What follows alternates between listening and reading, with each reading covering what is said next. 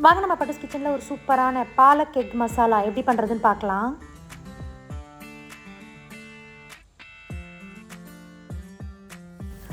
பார்த்திங்கன்னா இந்த கீரை மசாலாவோட இந்த முட்டையை சேர்த்து சாப்பிடும் போது டேஸ்ட்டே அல்டிமேட்டாக இருக்கும்.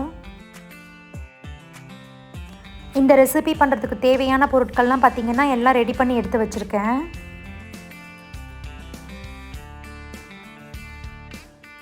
வாங்க இந்த ரெசிபி எப்படி பண்ணுறதுன்னு பார்க்கலாம். இப்போ முட்டையை வேக வச்சு எடுத்துக்கலாம். அதுக்கு முட்டை வேகிற அளவுக்கு தண்ணி ஊற்றிக்கோங்க. இது கூடவே ஒரு அரை ஸ்பூன் அளவுக்கு கல்லுப்பு ஆட் பண்ணிக்கோங்க.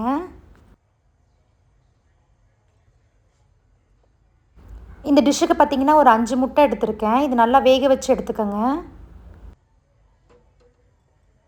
முட்டை பார்த்திங்கன்னா ஒரு பக்கம் வேகிறதுக்குள்ளே ஒரு மசாலா ரெடி பண்ணிக்கலாம்.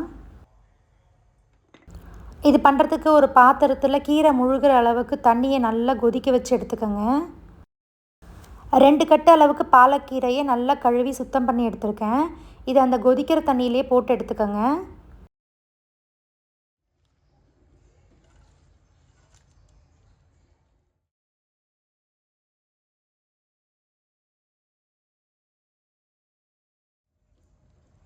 பார்த்திங்கன்னா எல்லா கீரையும் ஆட் பண்ணியாச்சு. நல்லா ஒரு வாட்டி கிளறி விட்டு ஒரு 2 மினிட்ஸில் ஸ்டவ் ஆஃப் பண்ணிவிடுங்க.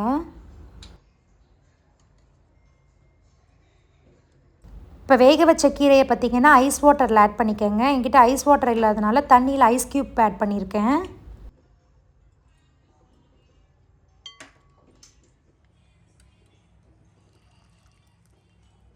எல்லா கீரையுமே இந்த ஐஸ் வாட்டரில் ஆட் பண்ணி ஒரு 2 to 3 மினிட்ஸ் வச்சு எடுத்துருங்க. பார்த்திங்கன்னா சுடு தண்ணியில் போட்ட கீரையை இந்த மாதிரி ஐஸ் வாட்டரில் போட்டு எடுக்கும் போது கீரையோட கலர் மாறாமல் இருக்கும். அதனால் இந்த மாதிரி போட்டு எடுத்துக்கோங்க. பார்த்திங்கன்னா இந்த தண்ணியை நல்லா வடிச்சிட்டு மிக்ஸி ஜாரில் ஆட் பண்ணிக்கோங்க.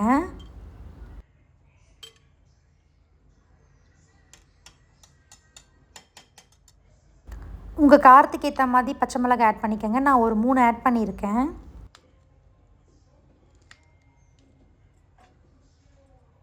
கூடவே அரை ஸ்பூன் சீரகம் ஆட் பண்ணிக்கோங்க. இது எல்லாத்தையுமே சேர்த்து ஒரு ஃபைன் பேஸ்ட்டாக அரைச்சி எடுத்துக்கோங்க. பார்த்திங்கன்னா முட்டை நல்லா வெந்துருச்சு.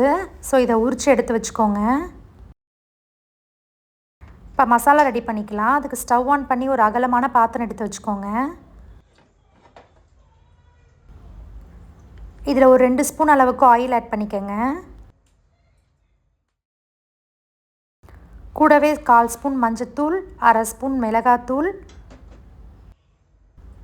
அரை ஸ்பூன் அளவுக்கு தனியா பவுடர், ஒரு பிஞ்ச் அளவுக்கு கரம் மசாலா, அரை ஸ்பூன் அளவுக்கு சால்ட் ஆட் பண்ணிக்கோங்க.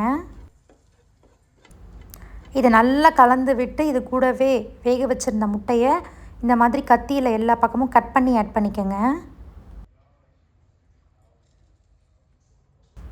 முட்டையில் மசாலா போடுறதுக்காக இந்த மாதிரி நல்லா கட் பண்ணி ஆட் பண்ணிக்கோங்க.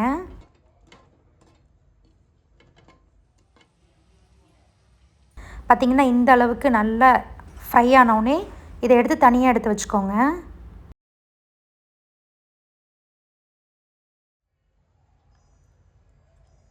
இப்போ அதே பேன்லேயே ஒரு 3 ஸ்பூன் அளவுக்கு ஆயில் ஆட் பண்ணிக்கோங்க. இது கூடவே 2 பட்டை, 2 ஏலக்காய், 3 பிரிஞ்சி இலை, 1/4 ஸ்பூன் அளவுக்கு சோம்பு ஆட் பண்ணிக்கோங்க. இது நல்லா பொரிஞ்சோடனே 2 வெங்காயத்தை பொடியாக கட் பண்ணி வச்சுருக்கேன். அதையும் ஆட் பண்ணிக்கோங்க. இந்த வெங்காயம் நல்லா கலர் மாறி வர வரைக்கும் நல்லா வதக்கி விட்டுக்கோங்க. இந்த ஸ்டேஜில் 2 ஸ்பூன் அளவுக்கு இஞ்சி பூண்டு பேஸ்ட் ஆட் பண்ணிக்கோங்க.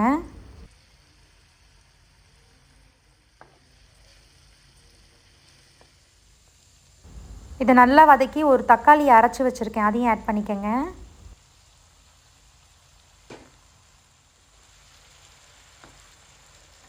இதை நல்லா கலந்து விட்டு ஒரு அரை ஸ்பூன் அளவுக்கு சால்ட் ஆட் பண்ணிக்கோங்க.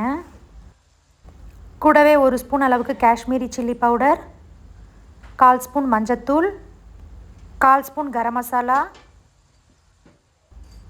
அரை ஸ்பூன் அளவுக்கு தனியாத்தூள் எல்லாத்தையுமே சேர்த்து நல்லா கலந்து விட்டுக்கோங்க. இதை நல்லா கலந்து விட்டு ஒரு 1/4 கப் அளவுக்கு தண்ணி ஊற்றி மூடி வச்சு ஒரு 10 மினிட்ஸ் லோ ஃப்ளேம்லேயே வேக வச்சு எடுத்துக்கோங்க.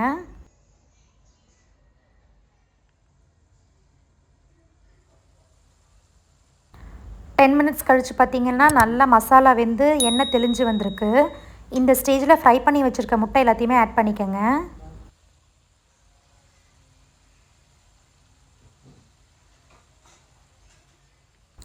இது கூடவே அரைச்சி வச்சுருக்க அந்த பாலக்கீரையும் ஆட் பண்ணிக்கோங்க.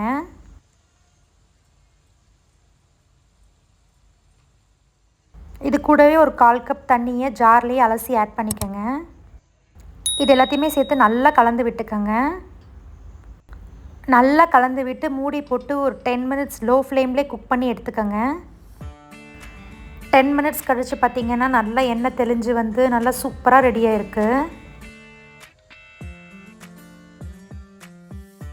இந்த ஸ்டேஜில் ஸ்டவ் ஆஃப் பண்ணிக்கோங்க.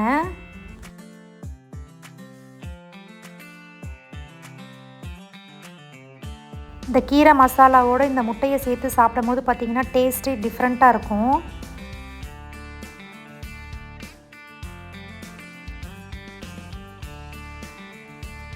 பார்த்திங்கன்னா இந்த முட்டை மேலேயே அந்த கீரை மசாலாவை ஆட் பண்ணிங்கன்னா ஒரு சூப்பரான பாலக் எக் மசாலா ரெடி.